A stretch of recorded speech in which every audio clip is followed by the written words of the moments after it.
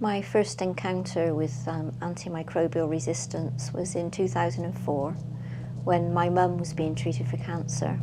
The surgery went extremely well. Within 2 days she started with rigors and being very sick and was very ill and was told she had an infection. She was actually being treated with the drug vancomycin, so I came home and I did a bit of research, and that's when I found out it was the drug of last resort for MRSA. My mum's condition got worse. She was in hospital with the infection for about 6 weeks and she ended up passing away at home. But we researched her medical records after she'd passed away, and we did actually find that the wound that was infected was actually still colonised with MRSA when she left the hospital. It wasn't my first encounter with infection, however.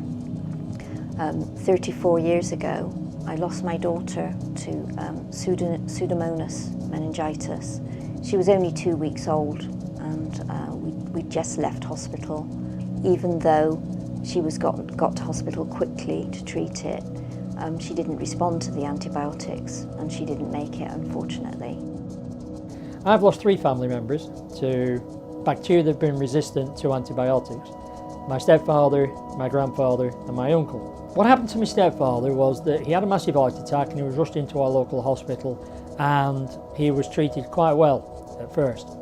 And they moved him on to a general ward after about 14 days and he picked up an infection. The bacteria did not respond to any form of treatment.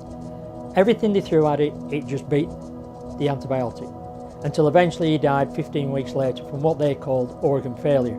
All because we'd lost the battle against the bacteria. We could not treat it. Nothing matters until it becomes personal. Now, before my stepfather died, antimicrobial resistance and MRSA were somebody else's problem. Losing a loved one made it my problem, and it helped me form the charity MRSA Action UK. We're never going to stop all infections. That's impossible because bacteria are all over, but we can make the majority of avoidable infections avoidable.